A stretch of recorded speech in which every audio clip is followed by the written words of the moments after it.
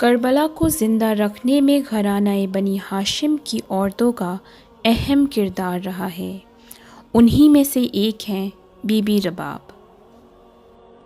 کربلا میں فقط 72 گوہروں نے عظیم قربانی دے کر اور امام دو جہاں نے اپنے لہو سے اسلام کے پودے کو نئی زندگی ہی نہیں بخشی، جس طرح دریائے نیل اگر موسیٰ کو اپنی آغوش میں لے کے بی بی آسیہ تک نہ پہنچتے تو ان کا بچنا بظاہر مشکل تھا، اسی طرح بعد از حسین مظلوم کربلا سیدانیوں کے آنسوؤں کے سمندر نے کربلا کی قربانیوں کو تحفظ بخشا۔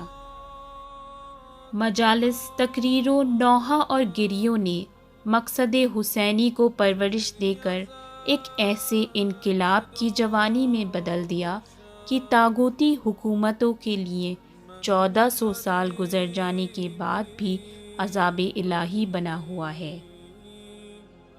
بی بی رباب کے والد امرؤ القیس بن عدی تھے، جو کہ قبیلہ بکر بن وائل کے سردار تھے۔ انہوں نے خلیفہ دوم کے دور میں اسلام قبول کیا۔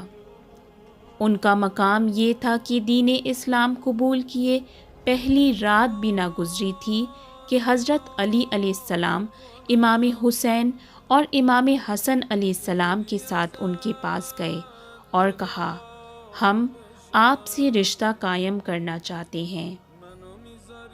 امرؤ بن قیس نے جواب میں کہا، یا علی، میں اپنی بیٹی ماہیہ کا نکاح آپ سے، سلمہ کا نکاح یا حسن آپ سے اور رباب کا نکاح یا حسین آپ سے کرتا ہوں۔ اس طرح ایک ہی رات میں انہیں 3 اماموں کا والد سسر بننے کا شرف حاصل ہوا۔ بی بی رباب امام حسین علیہ السلام کی زوجہ اور مادری شہزادہ علی اصغر علیہ السلام اور بی بی سکینہ علیہ السلام تھیں۔ بی بی رباب کو ان کی ذہانت، شعور اور بے مثل علم کے لیے جانا جاتا تھا۔ امام حسین علیہ السلام بی بی رباب کے بارے میں فرماتے ہیں، وہ گھر مجھے بے حد پسند ہے جہاں رباب اور سکینہ ہوتے ہیں۔ بی بی رباب کی دین اسلام کے لیے دی گئی قربانیاں اور ان کا صبر جمیل ان کے کردار کو بیان کر دینے کے لیے کافی ہے۔ بی بی رباب نے کربلا میں اپنا پورا گھرانہ لٹا دیا۔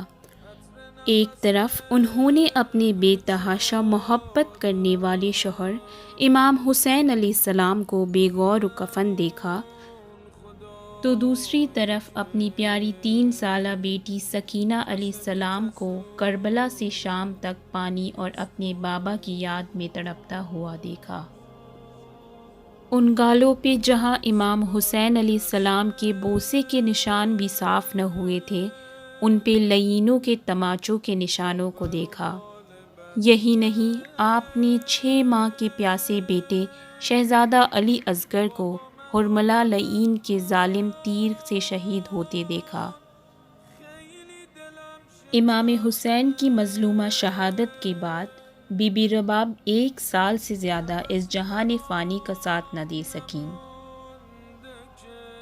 اور اپنے امام سے حقیقی جہاں میں جا ملیں۔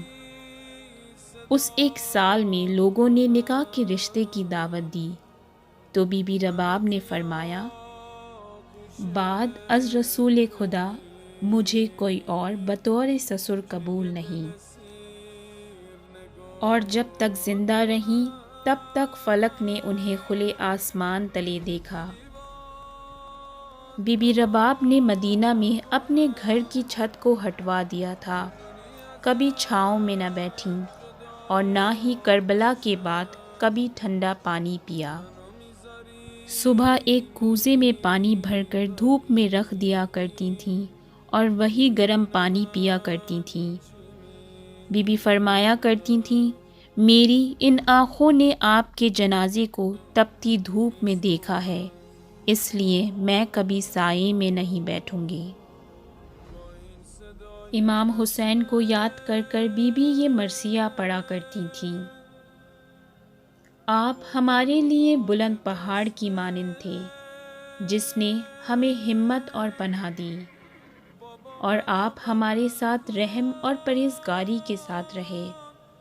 اب آپ کے بعد کون یتیموں اور مسکینوں کی ضرورتوں کو پورا کرے گا؟ اب کون ہے جس کے پاس غریب اور لاچار جائیں گے؟